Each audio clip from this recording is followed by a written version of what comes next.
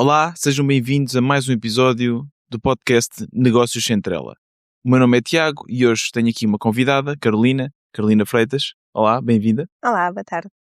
Então, Carolina é a minha companheira, é a minha mulher, por isso já nos conhecemos obviamente muito bem, mas a razão pela qual eu decidi convidá-la aqui para uma conversa para o podcast é porque ela recentemente fez uma transição entre o mercado normal, o mercado de trabalho normal das 9 às 5, para um projeto de freelancer, ou seja, um projeto empreendedor em que largaste, neste sentido, a segurança de um trabalho normal para uma aventura diferente. E neste podcast, nesta conversa, vamos falar sobre o background da Carolina, vamos falar sobre a sua experiência a trabalhar não só lá fora, como também cá, porque ela viveu na Alemanha, e depois também vamos falar sobre porque é que decidiu fazer a transição e como é que isso está a correr. Vamos dar dicas para quem queira fazer essa transição, vamos falar de valores, por isso vai ser uma conversa completa para também motivar outras pessoas em situações semelhantes, ou pelo menos informar caso queiram fazer uma transição semelhante. Vamos começar desde já com uma conversa, com uma pergunta, aliás, um pouco desafiante. Trabalhar em Portugal vale a pena? Acho que vai depender de vários fatores, nomeadamente salário, que sabemos que em Portugal não é dos mais altos, mesmo comparando com o vizinho aqui de Espanha, ou mesmo depois a Alemanha. Sim ou não? Vamos começar assim. Sim ou não? Portugal... Vale a pena? Se a pessoa precisar de um trabalho, é porque tem que ser, mas o valer a pena no sentido de ser a pessoa sentir-se bem reconhecida e com um bom ambiente de trabalho, acho que há muito poucas opções da experiência que eu tenho. Ok, sim. É difícil. É difícil. Arranjar um trabalho que vale a pena, talvez. Podemos pôr assim. E eu acho que vamos falar mais sobre isto, mas antes, se calhar, para as pessoas também te conhecerem um bocadinho, fala-nos do teu background. Porque é que foste para a Alemanha? Em que área é que trabalhas? Só para dar um bocadinho de contexto para a conversa. A minha área é maioritariamente científica, portanto, como fiz a licenciatura de Biologia, a mestrado também em Genética, Biomedicina, tudo em Lisboa. Mas depois, como queria seguir a área de investigação, aconselharam-me a fazer o doutoramento lá fora e depois de várias candidaturas consegui então entrar com uma bolsa num bom instituto, no Max Planck na Alemanha, e foi por isso que fomos os dois até para lá emigrar. E lá tivemos durante 6 anos, portanto fiz o meu doutoramento, mais um ano de pós-doc e depois mais um ano a fazer candidaturas para tentar regressar a Portugal. Portanto, candidaturas para continuar na área científica como pós-doc, mas mais uma vez, como também não há muito financiamento em Portugal na ciência, é muito difícil conseguir posições, há uma percentagem de mais ou menos de 8% de sucesso das candidaturas e, portanto, depois tive mesmo que desistir, não consegui essas oportunidades. E então depois comecei a pensar na parte de ir para uma indústria, para um trabalho, numa empresa, e portanto comecei à procura de indústrias farmacêuticas, porque também sempre me interessou muitas questões de saúde humana, e consegui então trabalhar numa empresa em Portugal, que é uma CRO, Center Research Organization, aliás, Contract, que trabalha para farmacêuticas. Muito bem. E fala um bocadinho sobre essa experiência de trabalhar e viver lá fora. Uhum. O que é que ganhaste com isso? Valeu a pena? E porquê é que decidiste voltar para Portugal? Valeu muito a pena porque a nível até profissional o instituto era mesmo muito bom, tinha ótimas condições de equipamentos de última geração, dinheiro não era um problema ali, portanto podíamos explorar várias coisas, foi muito divertido, acho que posso mesmo usar essa palavra. E depois a nível pessoal também foi uma experiência muito enriquecedora porque era um laboratório e um instituto no geral muito internacional, ou seja, nós recebíamos alunos de doutoramento do mundo todo. E, portanto, eu só no meu laboratório tinha pessoas da Índia, do México, da Holanda, que aí já é Europa, mas ainda assim é sempre culturas diferentes. A Alemanha e, portanto, foi muito enriquecedor a vários níveis. Isto mais a nível do meu instituto. E depois também tive toda uma perspectiva mais do mercado de trabalho através de ti, que trabalhaste numa empresa agora ia dizer holandesa, alemã, e e também lidei com amigos. Por acaso não estás enganada, porque a empresa é holandesa. Então o meu chefe fez aí uma ligação. Já não Eu se lembrava. trabalhei para a Trivago, que é uma empresa alemã, mas que depois eles alteraram, provavelmente por razões fiscais, para a Holanda. Mas só Por isso nem estava alteraram errado. depois, então a origem não é holandesa. Ok. E pronto, então apercebi-me de facto de diferenças muito grandes do trabalho de Portugal com o trabalho estrangeiro. Pronto, e que pude vivenciar mais isso quando efetivamente vim trabalhar para cá. Diz-me uma coisa, como é que são os alemães? Porque nós temos um bocadinho essa ideia que são frios, Sim. que se calhar a integração é difícil, que são chatos porque querem que fales a língua. Sim, por acaso foi engraçado porque eu candidatei-me para vários sítios, para o Instituto Pasteur em Paris, para vários países, e aquele sítio que eu queria menos ir era a Alemanha, e foi o que a candidatura à qual eu consegui. Então ia assim com um bocadinho de receio, por causa disso, porque o tempo era frio, tinha medo que as pessoas fossem frias, mas de facto com um instituto muito internacional não senti nada disso e foi super interessante. Os alemães, acho que é isso, acho que quando entras no grupo de amigos e quando fazes essa ligação mais pessoal, são impecáveis, super atenciosos, estão sempre ali para ajudar se for preciso, se tens uma avaria no frigorífico estão lá a passar de uma hora ou assim, ou para transportar, mudar de casa, etc, várias coisas. Se tens uma avaria no frigorífico, isso foi uma coisa muito específica. Foi, eu acho que houve qualquer coisa que aconteceu a um amigo meu e o nosso amigo Stefan foi logo lá arranjar. Ok. Pronto, é um exemplo.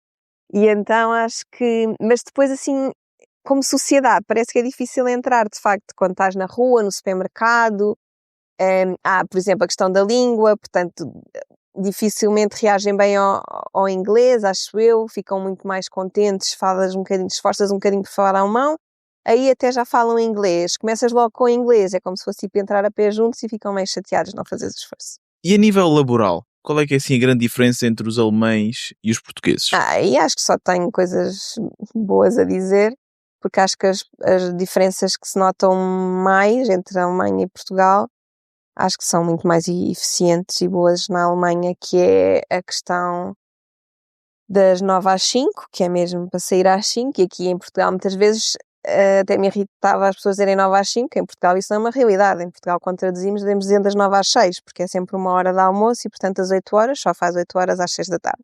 Mais horas extra, que ninguém sai às 6, sai-se toda a gente depois. E lá não, lá é mesmo quando fazes 8 horas, é mesmo para sair e o teu chefe até pode eventualmente fazer algum reparo por estares a sair tarde, e cá é o oposto, portanto isso é uma grande diferença e que deixa-me só acrescentar que acho que é o que deve ser, é o que é eficiente, porque estar só a ficar mais horas não é sinal de mais produtividade. E só aqui para os ouvintes também terem uma noção, e também na minha experiência na Alemanha, as pessoas diziam realmente isso, ou seja, se nós ficássemos 1 hora mais tarde, 2 horas mais tarde, eles ficavam quase chateados connosco. E não queiram pensar que é porque eles estão preocupados connosco. Eles estão preocupados consigo mesmo. Porquê? Porque existe uma cultura na empresa de trabalhar, vamos supor, das 9 às 5. Se agora uma pessoa começa a ficar até às 6, afeta não só a pessoa que fica, mas também toda a gente à volta, porque pode alterar a cultura. Sim. E a mesma coisa acontece com, por exemplo, quando uma pessoa está doente, uma constipação. Aqui em Portugal, se estás doente, comes 2 brufenes. Ou às vezes até antibiótico. Às vezes antibiótico e vamos embora, só se estiveres mesmo de cama, 40 graus de febre é que não vais ao trabalho. Lá, eu estava com uma pequena constipação, estava a espirrar, fui ao trabalho, nem tinha febre, fui ao trabalho e os colegas ao meu lado, Tiago, tu estás doente, porquê é que estás aqui? Vai-te embora. E eu, realmente, eles têm aqui consideração, estão preocupados comigo. Não, eles estão preocupados consigo mesmos, porque eles não querem ficar doentes. Sim. E faz todo o sentido. Faz todo o sentido. Isso alterou também a minha forma de pensar. Ou seja, qual é que é o sentido de um chefe obrigar alguém a fazer o esforço de ir a sentir-se mal ao trabalho? Vai estar tão produtivo, vai estar e vai contaminar a equipa toda. A contaminar a equipa toda, não faz qualquer sentido. E é esse tipo de coisas que eu acho que é tudo muito cultural, ou seja, numa equipa de trabalho, toda a gente tem que seguir aquele horário, porque basta 1, 2, 3 começam a não seguir esse horário que há um culture shift, ou seja, é como se alterasse o paradigma. Sim. E as pessoas depois que saem a horas, que é o que deve ser, começam a ser as pessoas que estão a fazer algo de errado. Sim. E eu acho que eles controlam muito nesse sentido porque não querem que se altere essa cultura. Sim, eu acho que faz sentido. Eu acho que faz sentido. Provavelmente aperceberam-se de facto isso é que é o mais eficiente e se calhar têm exemplos de outros países mais como Portugal e que não querem que isso depois comece a acontecer. Porque depois cá em Portugal eu realmente às vezes sentia que às vezes era quase até uma competição, ver quem é que consegue sair mais tarde e fazer ali o hustle e o esforço e a questão do sacrifício à camisola, etc. Vamos fazer então essa ponte. Fizeste lá o teu percurso, um percurso de Sim, 5 anos, e depois decidiste voltar para Portugal. Porquê? Pronto, realmente não estava a dizer as partes menos boas da Alemanha, que é o tempo e a falta de sol. Portanto, estava sempre muito nublado, meses e meses sem ver assim um céu azul. Depois, obviamente, longe da família, dos amigos, apesar de ter a ti, termos criado muitos bons amigos lá. A comida também tem claramente impacto. Portanto, assim, pequenas coisas que parecendo que não são muito importantes no dia-a-dia e eu tinha muitas saudades e queria muito voltar para cá. Quando vieste e te aceitaram podemos dizer na empresa ou não? Não. Quando te aceitaram na empresa, qual é que era a tua expectativa? Eu estava radiante, eu estava a conseguir voltar para Portugal e tenho um emprego na área da farmacêutica e vai ser incrível e pronto, estava muito feliz. Até porque não foi fácil, eu tive quase um ano em candidaturas, até porque era a altura do Covid, normalmente a transição entre a academia, quando se diz academia, aos laboratórios e as empresas sabe-se que pode demorar, é difícil, então eu estava-me a sentir assim incrível. E o primeiro ano foi efetivamente bom, aprendi muitas coisas da área de farmacêutica, a questão das várias fases dos estudos clínicos, nós produzíamos medicamentos em massa, também aprendi várias coisas a nível técnico, só que pronto, depois o segundo ano começou a correr muito mal, não sei se queres que vá em pormenores. Claro que quero, é por isso que aqui estamos. Agora, eu, obviamente, como participei também nessa fase, há aqui um detalhe, logo à partida, que a mim me deixou um bocadinho de pé atrás, que foi a questão era a questão do bónus, não era? Sim. Queres explicar isso? Dos exemplos. Sim, portanto, no recrutamento falei com a pessoa com um ponto de contacto, para que vermos as questões do contrato permanente, etc. E depois eu ainda tentei pedir um extra de relocação. Sim. Por estar a vir da Alemanha para cá. Isso foi logo a primeira, exatamente. Foi logo a primeira, porque os salários não conseguiam dar tão alto como eu queria, porque eu não queria descer muito o salário que estava a ter, que ainda por cima era de investigação, de pós-doc, e portanto achei que se ia mudar para uma empresa era para ser mais, mas pronto, como está em Portugal, ok, mesmo assim reduzi, mas eles quiseram reduzir ainda mesmo assim um pouco menos, acho eu. Então eu tentei renegociar, ver se podiam dar esse extra de deslocamento, e eles disseram logo na entrevista, não, na entrevista tu deste a entender que já vinhas em agosto para Portugal de qualquer maneira, portanto disso aí não se põe. Ou seja, eles costumam dar esse valor a alguém que venha de fora? Não sei. E tu, como és português, eles disseram, não, mas tu vens para Portugal de qualquer das formas, não recebes esse valor, não é? Sim, eu não posso garantir que eles deem a sempre, mas deram logo essa desculpa para não darem, quando eu acho que não faz sentido, porque efetivamente temos custos extra. E depois foi a questão de me avisarem que iam conseguir dar-me um bónus, porque eu estava a entrar só no início de outubro, mas que para não me preocupar de eu não ter este extra, porque não só a empresa dá o valor, no contrato está escrito que é o valor anual, mais um bónus, que é a distribuição de lucros pelos empregados todos. Ou seja, prometeram-te um bónus, depois quando entraste disseram que afinal não. Sim, entrei, depois passado um ano, que era em setembro do ano a seguir, achava que ia receber, e depois, ou então logo, já não me lembro, sim, nesse ano, até dezembro, que ia receber em dezembro, e depois não recebi. Depois estive a falar, porque, não, porque é só quem entra até dia X de setembro. Eu não, mas é que a mim disseram-me o contrário, está escrito. Ainda tentei puxar o assunto mais, para ver se conseguiam dar na mesma esse valor, mas não deram. São pequenas coisas, claro que não é isso só que conta, mas são pequenos sinais. Sim, eu acho que muitas das pessoas que estão a ouvir esta entrevista vão reconhecer e vão também ter certamente histórias para contar sobre isso. Sim. E se tiverem a ver isto no YouTube ou mesmo no Spotify, tem uma secção de comentários, por favor deixem aqui as vossas histórias, porque eu também estou curioso para ler. E depois fala-me, disseste também que os primeiros meses correram bem, mas eu lembro-me bem que, principalmente no segundo ano de trabalho, era uma experiência horrível. Sim. Realmente nem te reconhecia a forma, o stress em que tu andavas, a ansiedade. Acho que também é importante falar um bocadinho da tua personalidade, que é uma personalidade um bocadinho mais de como é que é de descrever? People's pleaser, ou seja, com medo de falhar, medo de... Sim, também gostar muito de ter... Não sei se a palavra é orgulho no trabalho e, portanto, não gostar de deixar coisas de fazer. Não reages bem também, às vezes, às críticas Sim, ao feedback negativo, vá. Feedback Ou negativo. falta de feedback positivo, acho Ou que também falta, é isso. exato. Porque aqui não há. Né? Alguma vez recebeste Não. feedback positivo? Não. Mesmo quando as coisas correram bem. Portanto, se as coisas correram bem é porque era o expectável, é porque está a fazer tudo bem e não vão dizer-te isso. Se corre mal é que te vem, não é cair em cima, mas é que te vem a reclamar. Uhum. Não há essa. Porque lá na Alemanha havia. E a minha experiência quando fui Sim, para se lá fala mais trabalhar. por ti, porque eu queria dizer isto que na área da investigação é um pouco diferente e mesmo há bocado quando estávamos a falar da questão das 9 às 5 e do chefe ir mandar para casa, claro que a investigação não é assim, sabe-se que muitas vezes e pelo mundo inteiro os cientistas ficam até muito tarde, mas aí eu acho que é porque o projeto é nosso, nós é que estamos aqui, eu ia gerir o número de experiências, eu tinha muita liberdade para ser eu a gerir as experiências que fazia, Pois, mas claro é que uma experiência diferente. o mundo da académica é diferente, É. mas a minha experiência quando trabalhava lá na Alemanha, quando eu fui trabalhar para lá, as pessoas nunca. É impressionante porque eu saí do técnico, nunca tinha trabalhado a nível profissional em lado nenhum. Na Alemanha foi o meu primeiro emprego. E quando cheguei lá, epá, eles eram super positivos. Deram-me logo, para já deram-me logo tarefas com uma grande responsabilidade. E depois, eu às vezes questionava, que eu sou uma pessoa que gosta de questionar as coisas, mas porquê é que fazem assim? Porquê é que não fazem assim? Porquê é que não fazem de outra forma? E eles gostavam dessa atitude. Logo aí. E eu às vezes até ia com calma, olha, não sei, estou a fazer esta pergunta, diz-me se estou a fazer perguntas a mais, e a atitude deles sempre foi, não, são perguntas ótimas, feedback sempre positivo, ou construtivo, nunca destrutivo, que é algo que, e eu até hoje, como depois, quando voltei, criei o meu próprio emprego, eu nunca senti sequer esse feedback destrutivo. E eu acho que isso também me formou muito bem como a minha forma de ver o trabalho, que é, olho para as coisas positivas e fico satisfeito, e olho para as coisas menos boas e vejo como uma forma de melhorar.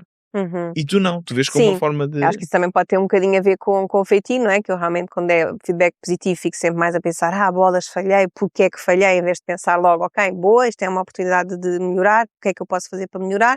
Mas efetivamente que essa experiência na Alemanha, de facto, se eu tivesse tido uma primeira experiência numa empresa assim, acho que ia mudar muito, acho que eu preciso muito desse feedback positivo para me dar motivação e acho que também não é pedir muito, acho que é ok precisar disso. Não é pedir muito, mas não é muito comum aqui em Não, Portugal. em Portugal, pelo menos na empresa que eu estive, e já falei com pessoas que trabalham noutras empresas e mesmo noutras áreas, e acho que é muito raro haver reinforcement positivo, feedback positivo. Como é que tu te sentias mais para os últimos meses na empresa?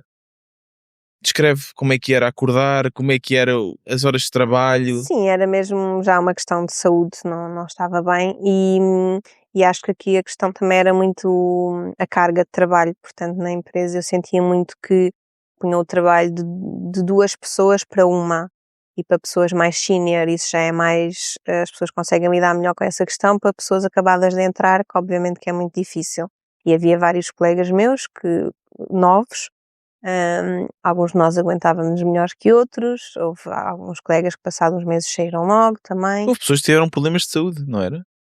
Sim, uma pessoa mais sénior que teve que ir sim uma vez para o hospital com um ataque cardíaco e outra, mas pronto, agora não, mas pronto. São questões mais pessoais que eu não devia estar a falar, porque também pode não estar só relacionado, pode estar relacionado com o que se passa em casa. Mas, claro, não é só isso, mas... Sim, mas pronto, aconteceu. Mas não era só isso, havia... Sim, essa pessoa depois também chorou e era uma pessoa sénior e portanto chorar no trabalho não é suposto ser normal, na Alemanha aposto que não é normal. Não é um bom sinal de certeza, de algo de um ambiente saudável. E houve uma pessoa mais nova que também chorou e depois saiu, pronto. E uma coisa que eu também senti que podia ser melhorada era o training, ou seja, a formação. Eu quando entrei, tu há bocado disseste que davam tarefas de muita responsabilidade. E eu pensei, então se calhar é uma coisa diferente, tu lidaste bem com isso e eu não. Ou seja, davam coisas de muita responsabilidade, mas que eu acho que era preciso mesmo uma formação técnica ou como escrever determinados documentos e que era só, agora faz.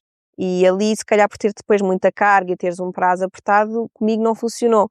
Não sei se contigo funcionou por teres mais prazo ou se apesar de ter responsabilidade é algo que tinhas aprendido na faculdade e conseguias chafar-te sozinho, como é que te safaste? Na minha área de software aprende-se muito online, na internet. Ok. Por isso das duas uma, ou eu aprendia, ia procurar, davam-me o tempo para eu aprender, ou então falava com os meus colegas que também me ensinavam. Sim, essa é outra questão, portanto nós os colegas eram às vezes muito bons e eu gostava muito do grupo, as pessoas eram muito boas pessoas e tentavam ajudar ao máximo, mas também tinham uma carga de trabalho tão grande que não lhes era possível dar várias horas de apoio, portanto era complicado. Carolina, tu depois decidiste mudar, mas antes de mudar, despediste. Ou seja, sem qualquer outra alternativa, largaste do trabalho Sim. e depois foram alguns meses de procura interna do que é que querias fazer. A minha pergunta para ti é, achas que é preciso uma pessoa despedir-se do seu trabalho antes de procurar um novo trabalho? Ou achas que é uma coisa que se consegue fazer em conjunto? Eu gostava de dizer que se consegue fazer em conjunto e que é a melhor opção, porque isso dá uma segurança às pessoas, não ter que ficar aqueles meses sem receber, mas da experiência que eu tenho é que o mais eficiente e o melhor é mesmo desistir primeiro, portanto, deixar de trabalhar para se focar nas candidaturas, porque acaba por ser algo que requer muita energia mental, muito tempo a escrever uma boa carta de motivação específica para cada candidatura. Isso acaba por ser trabalho de tempo inteiro. E então, para pessoas que estejam a trabalhar numa empresa como eu, em que temos horas extras, chegamos mesmo ao fim de semana, já estamos cansados, não temos capacidade mental para estar a pensar, o que é que eu gostava de fazer, que áreas, não temos essa disponibilidade e, portanto... E tu tentaste. E eu tentei. Portanto, esta questão também de quando eu desisti, é desistir que se diz, do emprego? Despedir, tá.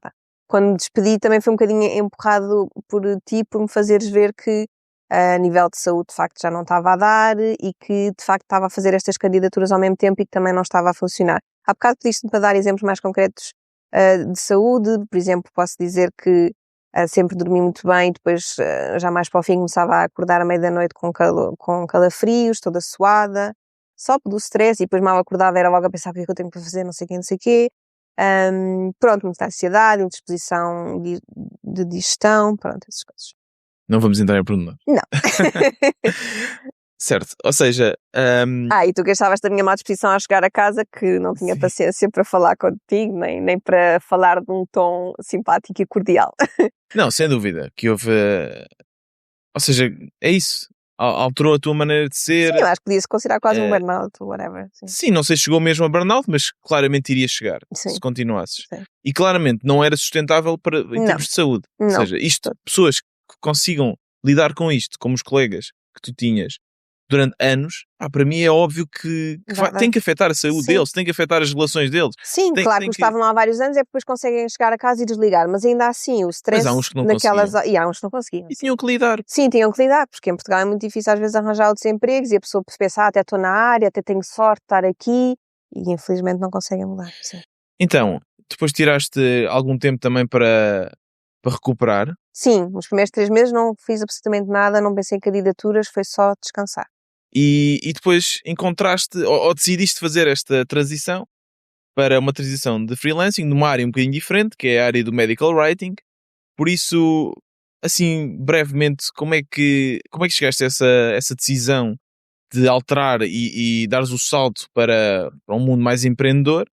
E essa ligeira também alteração de carreira que foi para o medical writing. E já agora, o que é o medical writing? Certo. Então, muitas perguntas. Foi de facto, então, aqui aos 3 meses, outubro, novembro e dezembro, para descansar, depois do Natal, Ano Novo, ok.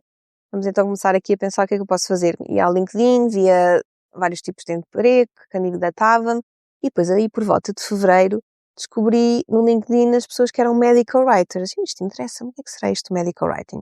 E depois percebi que podia ser tanto escrita de artigos, que era algo que eu já sabia fazer e que tinha tido experiência no meu doutoramento, fui eu a escrever os meus artigos e que gostava bastante, portanto tinha que estar a pôr aquelas ideias e experiências todas complexas num texto simples, mas também científico, e enviar, submeter para os jornais científicos. Mas depois também podia ser outras coisas na área de farmacêutica, que eu também já tinha agora algum background. Sabia que para as várias fases dos estudos clínicos era preciso fazer uma série de documentos. Aliás, nem sabia que havia tantos. Depois agora com este medical writing comecei a perceber a quantidade de regulamentação e documentos que é preciso escrever e quem é que escreve esses documentos? Os medical writers também.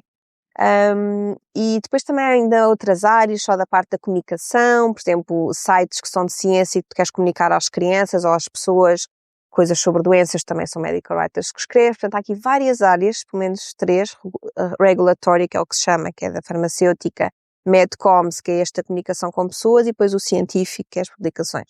Portanto, comecei a perceber que havia imensas coisas, todas elas coisas que eu não me importava nada de escrever e de fazer, E depois comecei a perceber, tentei falar com as pessoas, super acessíveis, pessoas portuguesas. Como é que tu falas com as pessoas? Portanto, no LinkedIn mandava mensagem a dizer, olha, estou aqui numa transição de carreira, vi que faz isto, gostava de perceber como é que é. Umas até eram freelancers, outras trabalhavam como empresas, mas independentemente disso, queria perceber como é que era. Algumas, pronto, podiam não responder, ou dizer só responder por texto, porque eu depois acho que perguntava se podíamos falar.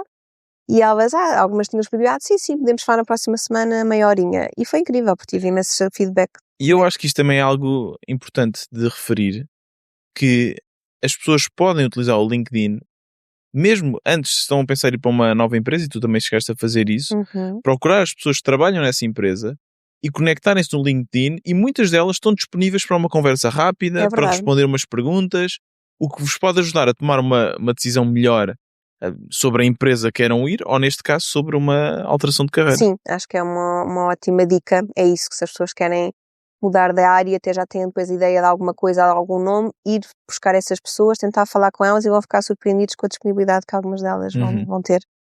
E depois decidiste... Como é que foi? Já nem me lembro desse processo. Não sei, eu lembro-me de nós estarmos a jantar ali no indiano, que nós gostamos muito, e de repente, já não sei se foste tu ou eu que veio com a ideia do freelancing. Pronto, e inconscientemente eu tenho o teu exemplo, não é? Tu és o teu próprio chefe, e eu vejo a liberdade que tu tinhas, e era um grande contraste da minha pouca liberdade na empresa e da tua liberdade no teu dia-a-dia, que também trabalhavas muito e gostas muito de trabalhar, mas isso não é por isso que eras infeliz, ou que dormias mal, ou que estavas estressado e chateado. E pronto, isso inconscientemente ficou aqui na minha cabeça, e depois de repente, quando veio a ideia de eu fazer freelancing, imediatamente é isto, eu vou querer ser freelancer, porque eu quero ter essa liberdade.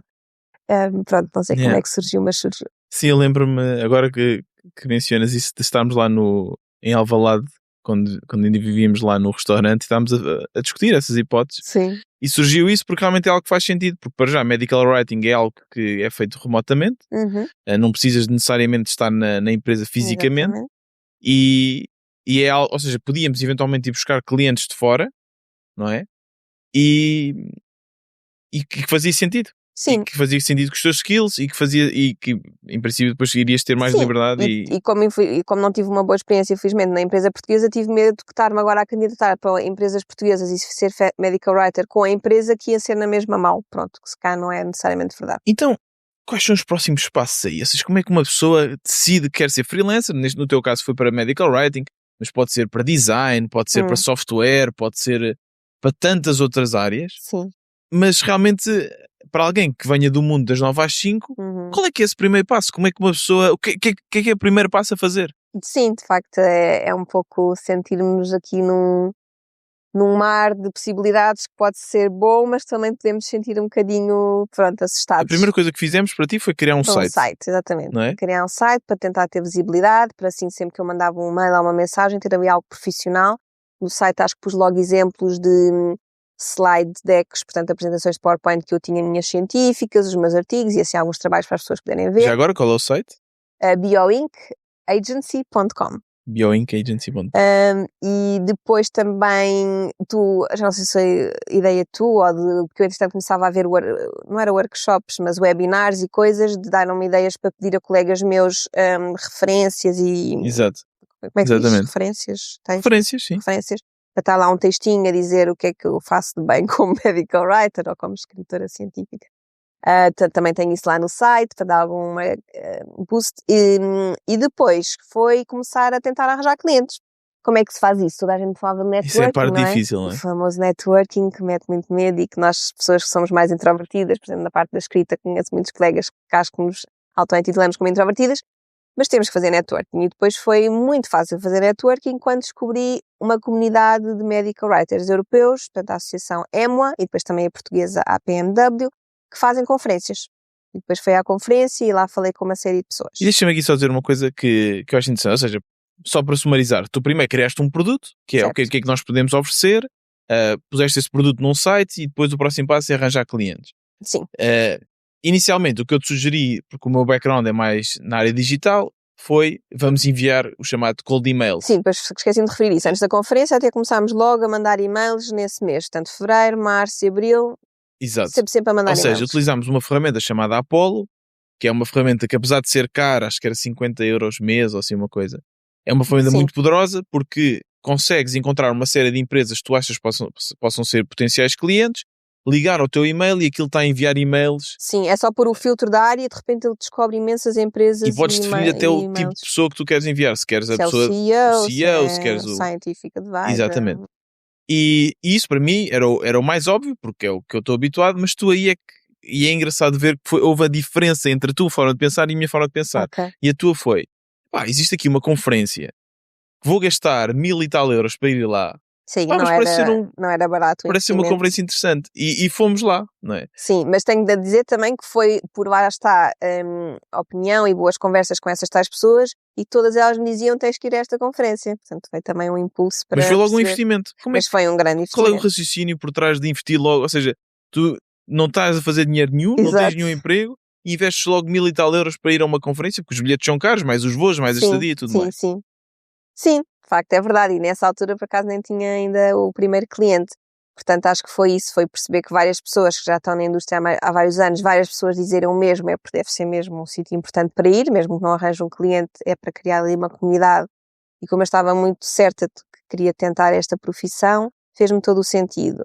Mas efetivamente eu agora que também recebo mensagens de pessoas, também às vezes lhes digo para ir às conferências e elas não vão, e eu percebo, porque é um grande investimento. Mas felizmente fui, e não sei se também por ser em Espanha, foi mais fácil aqui ao lado, e consegui o meu primeiro cliente aí. Não, o meu segundo cliente, aliás. Onde é que foi? Já não me lembro. Foi em Valência.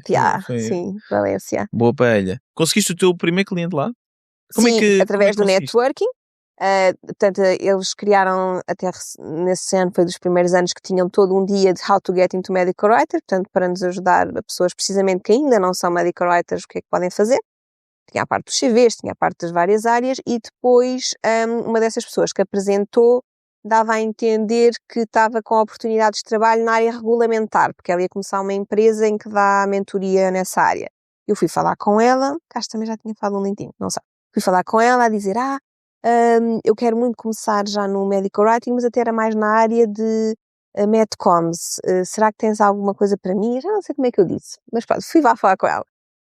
E ela disse-me, se calhar Medcoms não tanto, mas manda-me uma mensagem no LinkedIn depois. Pronto, e depois fomos falando e ela disse, olha, por acaso tenho aqui uma oportunidade, mas é mais na área de regulamentar. Também gostas? E eu assim, também, mas na verdade não achava que não ia gostar. E depois eu disse que queria freelancer e ela disse, mas esta empresa acho que estão mais a pedir full time. E eu disse, ok, pode ser também. E depois ainda disse, e falas espanhol, não é? E eu, sim. Portanto, foi tudo uma série de sis que eu tive de dizer, porque queria mesmo um primeiro cliente e perceber como é que era esta área. E então ela enviou-me o contacto de uma empresa que é uma espanhola, mas que até se vai juntar com uma portuguesa e com uma alemã, que já se juntaram. E, portanto, agora até estou a trabalhar com uma empresa que é portuguesa e nem é preciso espanhol. E eles aceitaram ser freelancer. Portanto, quando eu fiz a primeira entrevista, fui sincera e disse que o que eu preferia era freelancing e até resultou. O que eu acho interessante também dessa conferência é que realmente ela é uma comunidade que tu conseguiste logo entrar e aprender mais sobre a indústria do medical writing, que é algo, sempre que vamos entrar em algo novo, temos que aprender sobre a indústria, não é? Aprender, sim. E tiveste uns workshops, falaste com as pessoas, não tiveste medo de falar e aceitar o facto, e aí é engraçado, porque quando estavas a trabalhar na empresa, tinhas medo de falhar, tinhas medo de mostrar que não sabias, e aqui não tiveste medo nenhum de dizer, eu não percebo nada disto, mas gostava de saber mais. Sim. E eu acho que é engraçado também ver essa diferença que há entre a Carolina que trabalha para outros e a Carolina que trabalha para si mesma. Como é que justificas essa diferença de mindset? Achas que muda a minha mentalidade, fico mais corajosa? Sim. Talvez. Eu acho que tem muito a ver com sabermos aquilo que queremos, não é? E ela sentiu que eu estava mesmo a querer muito começar e, portanto, é mais fácil dar a oportunidade a essas pessoas que mostram energia, motivação, não sei, mas de facto é diferente. E aí também não tens de justificar a ninguém, ou seja, quando tu vais trabalhar para outra pessoa, tu tens que essa pessoa tem que gostar de ti, não é? Quando estás a trabalhar para ti... Sim, se aquela pessoa com quem falar achou, esta gaja já chega aqui, está-me já a pedir emprego, eu podia sentir isso e eu às vezes tenho esse feitio, mas ali de facto não, pensei, se ela achar que eu fui muito intrusiva, paciência, mas eu quero muito este emprego, portanto deixa-me tentar, se acharem mal, não faz mal, é verdade. O Apollo também funcionou em termos Depois também funcionou, portanto eu estava a vir da conferência, final de maio, início de junho, e recebi um e-mail, e este primeiro cliente ainda demorou, portanto, esta empresa portuguesa foi só depois lá para agosto. Portanto, o meu primeiro cliente foi quando eu regressei desta conferência, que adorei, e também conheci já agora o grupo de portugueses, portanto, Medical Writing Portugueses, que tem uma associação, e também fiquei logo a sentir muito inclusiva, com um grupo muito bom. Mal cheguei da conferência, tinha um e-mail dos nossos e-mails do Apollo, muito interessante, parecia uma startup que fazia a área de um produto para a área de oncologia, queria uma reunião comigo na próxima semana, eu disse logo que sim, porque entretanto eu já tinha tido outras reuniões, até durante a conferência, estou-me agora a lembrar lá no lobby, tive que arranjar ali um sítio para falar, mas era para escrever sobre finanças e portanto eu nessa altura ainda não estava muito a fazer o narrow, então não estava a especificar mais só a área científica, mas percebi que claramente não ia querer escrever sobre finanças. Portanto, tive algumas leads, eu agora não queria falar inglês, portanto, tive algumas oportunidades de outros tipos de trabalhos. Potenciais clientes que não houve match, não houve... Não interessa, as pessoas não se considerou, não deu para, não era algo que eu queria, e depois então este foi o primeiro e-mail que era algo que fazia sentido e que era mesmo a parte científica e que foi o meu primeiro cliente. E escrevi para eles o primeiro artigo durante o mês todo de junho. Como é que é a tua vida agora? Descreve um dia na vida de uma freelancer medical writer. É muito mais livre do que na outra empresa, tenho controle sobre o meu horário e isso é incrível. Portanto, em termos de salário? Em termos de salário, no primeiro ano foi muito bom porque tive logo estes 2 clientes ao mesmo tempo e o cliente estrangeiro eu consegui negociar um preço muito bom. Como é que funciona em freelancing os preços? É à hora, é por projeto? Como é que é isso? Sim, pode ser as 2 opções, portanto ou fazes à hora ou fazes por projeto. Normalmente aconselham a ser por projeto, porque consegues fazer um bolo maior e à hora depois normalmente tens sempre a tendência de estimar por baixo o número de horas e depois não é tão bom. Isso... e às vezes quando diz a hora, depois o cliente fica a saber as horas e pode achar que é pouco, ou pode achar que é muito e dizer, porque é que gastou tantas horas, portanto às vezes é melhor não fazer, não dizer quantas horas fez e dizer o projeto é isto. Ok, mas para ti, tu tens esse valor, o valor da hora? Sim, porque como é que tu calculas, quando alguém vem e diz, Carolina, quero que me escrevas um paper? Pronto. Como é que tu calculas isso? Olha, realmente a conferência foi muito importante, porque na conferência não só fiz workshops de parte de coisas técnicas sobre medical writing, mas também há uma parte sobre o Freelancing Forum, em que tínhamos grupos de mesas de conversas sobre tópicos de freelancing e um dos tópicos era negociação de preço e eu fui logo para esse para perceber. E aí, por exemplo, fiquei logo com um exemplo de que a senhora, com toda a segurança e também já com a sua empresa e também parecer uma pessoa cheia de energia, e eu pensar, eu quero ser como ela, a dizer, então eu aqui na Holanda é 8.000 euros por artigo, 120 horas, pronto. E eu fiquei, o quê? Tanto? Pronto, depois aqui não pedi tanto, pedi menos, mas consegui negociar e dizendo, olha que na Holanda é 7.000, eu estou-lhe a fazer só por 4.000 e depois eu ainda reduzimos para 3.000 e ficou 3.000, o que foi muito bom. Eu acho que isso é uma boa forma de criar preços, que é ver saber o mercado. Saber o mercado, ver o que é que... E lá está, aí as conferências também fazem todo o sentido. Se conhecer a indústria e perceber o que é que na indústria se está a praticar. Sim, é muito importante. Porque se também fosses, vamos supor que querias pedir um valor que para ti te fazia sentido, mas era muito superior à indústria. Era difícil de escolher assim. Tinhas que ter algo que mais ninguém tinha. Exatamente, ainda por cima tendo a começar, se bem que eu aqui já posso argumentar que tenho experiência de escrita de artigos, mas ainda assim é difícil. Por isso também é importante alguém, quando estão à procura deste mundo do freelancing e querem entrar numa área nova, perceber mais ou menos quais são os valores, para perceber se faz sentido para vocês. Sem dúvida. E depois para a empresa portuguesa, por exemplo, aí tem de ser à hora, porque eles contratam uma hora, todas as sextas-feiras temos uma reunião e eles distribuem de trabalho, final do mês eu mostro as horas de trabalho, passo recibo e aí tem mesmo que ser à hora, porque os projetos vão variando muito. E portanto, aí tive um bocadinho mais de dificuldade, acho que também tinha havido um questionário também dessa EMOA, dessa organização, que falava de preços, mas eu na altura, como achei, estou ainda a começar, então pus um valor baixo. E portanto, depois chegámos a um acordo de 26 à hora e entretanto, depois passado um ano, quis rever isso, até porque eles tinham falado nisso, depois podíamos rever, que realmente isto era, eu não conhecia a empresa não me conhecia a mim, portanto começámos com este valor. E aí então baseei-me lá está na questão do mercado, fui ver o tal questionário e mesmo em Portugal a média era muito mais do que 26 à hora e portanto já aumentei o meu preço à hora. Portanto é essencial saber o mercado, sim. Como é que lidas com a insegurança trabalhar, porque aqui, e acho também importante para explicarmos isto, tu é que fazes os teus próprios descontos, não é? Sim. Isso é outra coisa que eu depois também vou querer falar, que é todo o processo de criar essa empresa, mas obviamente que não tens, por exemplo, fundo de desemprego, subsídio de desemprego. Se foste despedida, isso certo. não há. Ou seja, como é que tu lidas com essa insegurança? E não só, não tens contrato de trabalho. Ou seja, Sim. se podem despedir, podes fazer um contrato com a empresa, mas nunca te vão fazer um contrato sem termo, não é? Como é que lidas com isso? Com a possibilidade? Isso não dá-te stress? Isso não dá mais stress do que trabalhar para outros? Pois, eu acho que de facto como a experiência na outra empresa de facto estava a correr muito mal a nível de saúde, eu quis tentar ao máximo que corresse bem desta maneira e portanto obviamente que há sempre vantagens e desvantagens e no freelancing a grande desvantagem é essa, é a insegurança, mas tu próprio me dizias e bem que ok, mas porque é que o contrato também é assim tão seguro? A empresa pode sempre, depende, precisar de despedir, como até aconteceu na Trivago, e portanto... Mas eu não fui despedido. Pois não. Só para... Certo.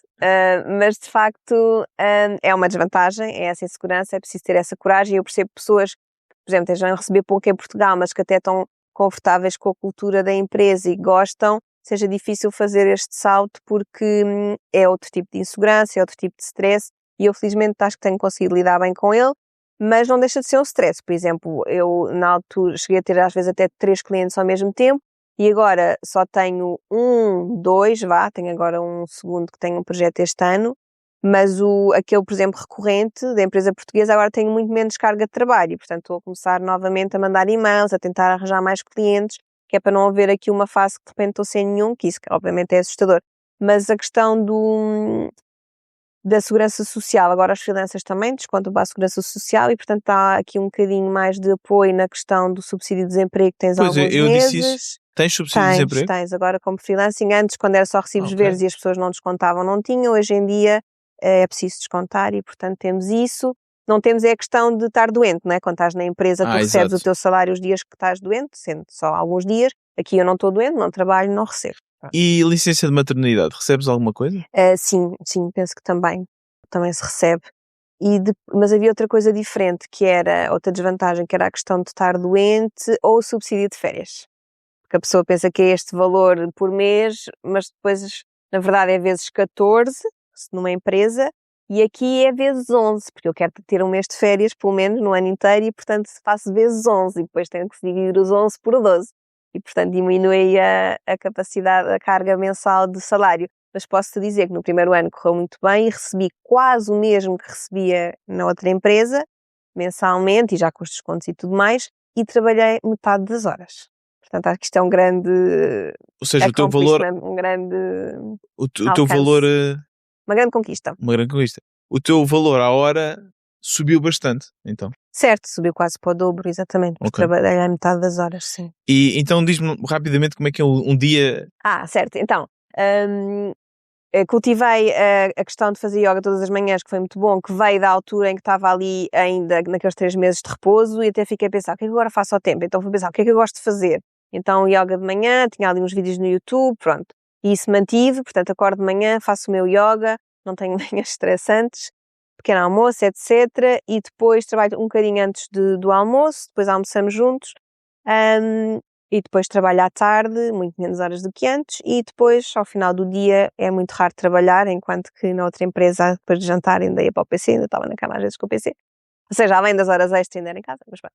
Não relembrando isso, aqui à noite, depois de jantar, já nunca trabalho, ou uma série, ou qualquer coisa, ou vou à dança. É um estilo de vida completamente diferente. Tens mais controle sobre a tua vida, dirias? Sim, já agora queria só dizer que nunca deixei de ir à dança, que era muito importante mesmo na altura da empresa, era a única altura que eu conseguia relaxar, mas agora nestes anos tenho feito ainda mais estilos de dança. Desculpa, agora foi a tua pergunta? Não, sabes, realmente parece que tens mais controle sobre a tua vida. Sim, sem dúvida, isso dá também muito paz de espírito, por assim dizer, sim. Olha, uma coisa interessante também é que tu, quando passas a ser a tua própria chefe, também tens que alterar um bocadinho o mindset, porque tu passas não só a ser a trabalhadora, como és a vendedora, como és a pessoa que tem que pensar no marketing, tem que pensar na parte das finanças. É verdade. como é que é esse processo de trocar os vários chapéus? É isso mesmo. Como é que é o também mindset shift que tem de ser feito aí? também não é fácil. Eu acho que como pessoas tenham feito doutoramento, muitas vezes é-lhes dito que não penses que só tens a skill científica, porque no doutoramento também tiveste que conseguir fazer a gestão de vários projetos ao mesmo tempo, também conseguiste, portanto, aqui outras características importantes, também foste a conferências e aprendeste a falar com pessoas.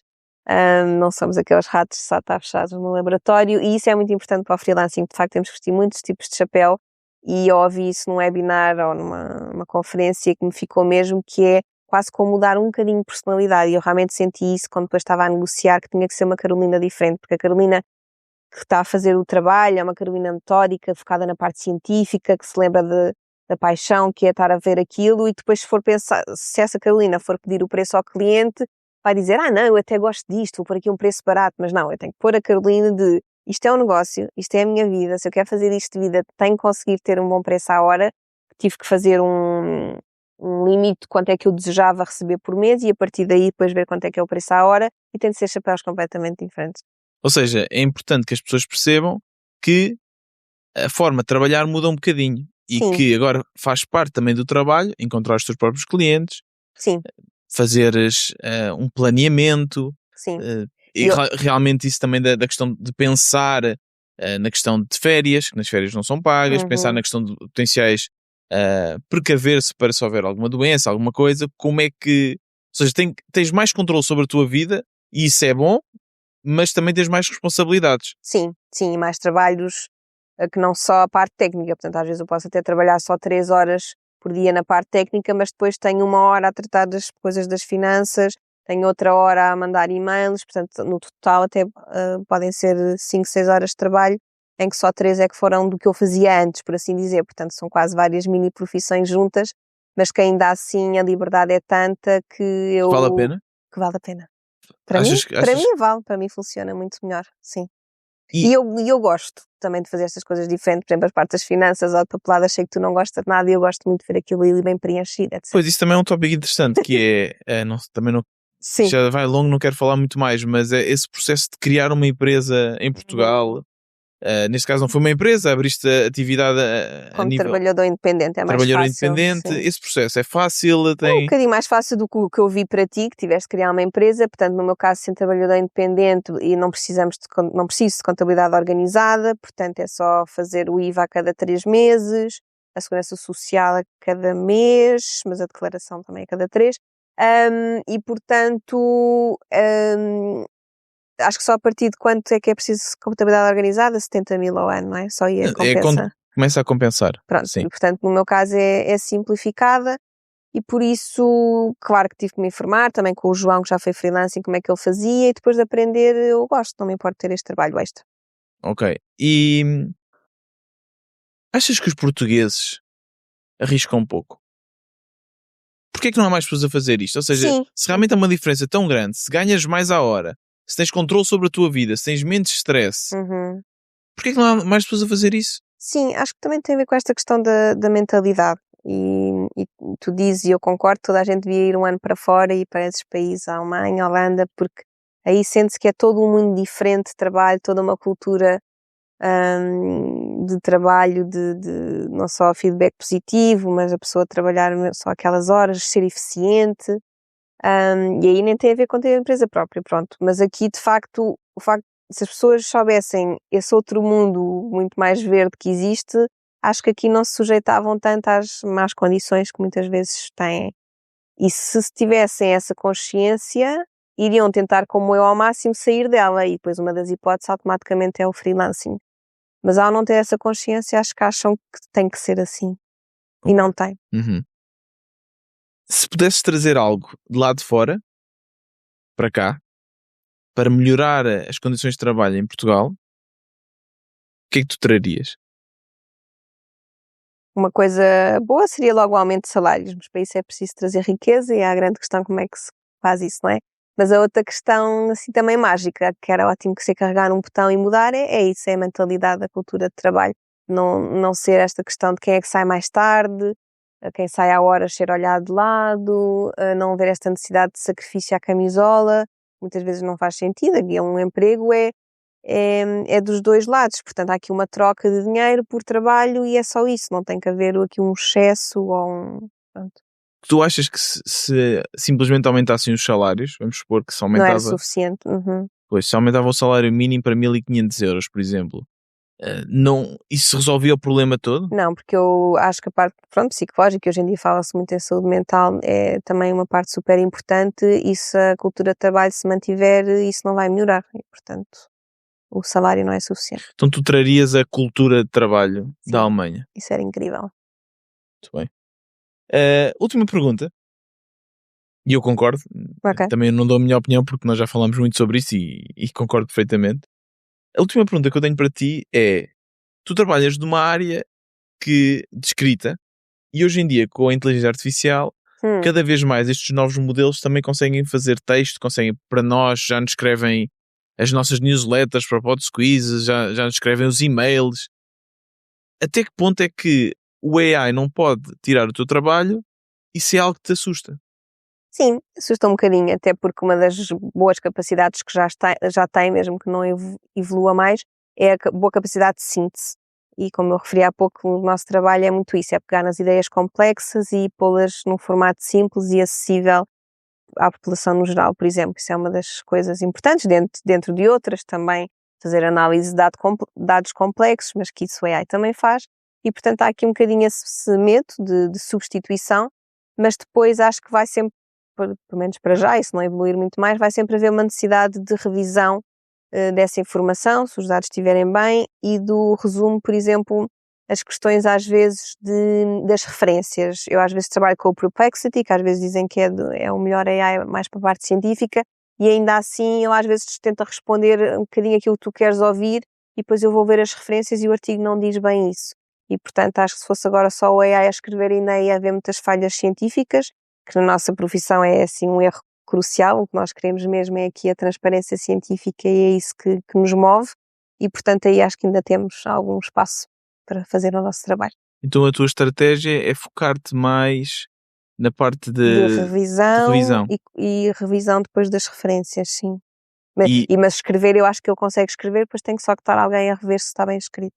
e é algo que estás ativamente a trabalhar, tentar fazer, ou ativamente pensas, ok, se calhar no próximo ano ou 2 as coisas vão alterar muito, se calhar vai haver menos trabalho para medical writers, porque um medical writer consegue escrever muito mais e eu tenho que alterar um bocadinho a minha forma de pensar, a minha forma de trabalhar e especializar-me noutras áreas. É assim, eu agora como freelancing, acho que tenho sempre um bocadinho isso, a mente aberta, porque é necessário sempre ter alguma flexibilidade de adaptação e, portanto, se for preciso, vou ter que ir para a frente com essa subespecialização, por exemplo, mas para ser sincera ainda não pensei, daqui a 2 anos tenho que me especializar nisto, ou tenho que ir mais por aqui. Se calhar também vou tentar perceber um pouco as modas e é importante manter-nos sempre a ir a webinars, vou continuar a ir às conferências para perceber também o que é que o grupo e pessoas que já estão nesta área há mais tempo podem aconselhar-nos a fazer ou não, mas sim, estou preparada para ter que fazer alguns ajustes. Carolina, muito obrigado por teres aceito este convite, teres partilhado um bocadinho também da tua experiência. Eu acho que é uma experiência bastante diferente, acho que pode ajudar muitos portugueses e muitas portuguesas nesse processo de uma vida melhor, porque realmente eu acho que ainda existe uma grande diferença entre Portugal e mesmo, como disseste, Espanha, mas em comparação então com os países do Norte, existe uma diferença enorme e acho que concordo perfeitamente que as pessoas não têm consciência disso. As pessoas não têm consciência o quão melhor em termos salariais e não só, como tu tinhas dito, em termos de qualidade de vida é apenas a 2 horas de avião daqui. Sim, eu acho que a Espanha é mais a nível de diferença salarial, porque eu também trabalho com colegas espanhóis que acho que também têm uma cultura muito parecida com a portuguesa. Portanto, depois mais para o norte é que é melhor salário e melhor ambiente. Exato.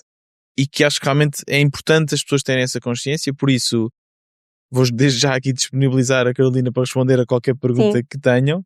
Eu vou partilhar o teu LinkedIn também aqui nas notas deste episódio, por isso qualquer questão, e claro, se tiverem trabalho para a Carolina, sim, na área de medical writing, se precisarem de medical writing, vou deixar também o teu site bioinkagency.com nas notas aqui do programa. E Carolina, muito obrigado. Muito obrigada eu.